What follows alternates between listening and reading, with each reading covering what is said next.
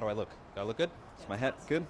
Hi, my name is Jesse Jackson III. I am a baking and pastry chef instructor here at the Culinary Institute of America. We're making a foolproof dark chocolate souffle. Even your dog can make it with you.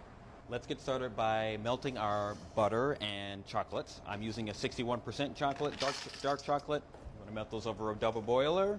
I started making this souffle when I was an executive pastry chef in Boston. It's foolproof and it's, most of all, very delicious. Just like me.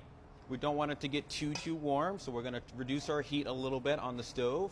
Okay, so I'm going to transfer back over to my table. Keep stirring. I don't need to introduce any more heat. I'm going to rely on the residual heat from the bowl. While that's going, I'm going to get my meringue started. So we're making a French meringue, 2-part sugar to 1-part egg white. So I have my room temperature egg whites. I'm going to put it on my mixer. Hopefully it works for me. Come on, guy. I'm going to turn it on medium speed. With the room temperature egg whites, the proteins in the egg whites are able to stretch a little bit more, get a little bit more happy.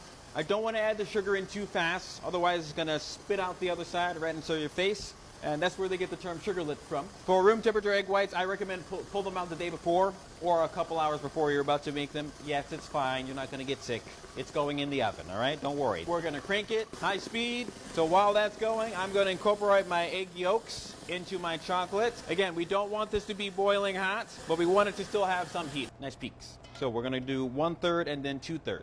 So we just want to get the first part in, get everything else on the bottom. Second 2/3. And we're just going to fold. So we're going to get our ramekins prepared. So we're going to spray all the way around, and you're going to pour some sugar in, fill it up all the way to the top, and then into the next one, you're going to spin it so you get the entire cavity is filled with sugar and nicely coated. And now we are ready to pipe. Ooh, I know. Now, this is the fun part. We're going to fill up all the way to the top. I'm going to keep the tip of the piping bag directly in there so I don't have a peak. Now, our next step will be to chill these. These need to chill for at least 2 hours. So it's been about 4 hours. We're going to pull our souffles out. Just like that. Should be nice and firmed up. We're going to put these right in the oven and bake them off. So we have our convection oven heated to 365. We're going to load these in and bake them for between 11 and 13 minutes. Say a couple prayers. In 11 minutes, you'll be in heaven. So our souffle have just come out of the oven. We're just going to finish them with a little powdered sugar over top. Bam, bam, bam, bam, bam. Tell you what, if you're looking to impress your in-laws, this will be the thing to do that. I would serve it right away with some ice cream or some cold creme anglaise, but that is a foolproof souffle.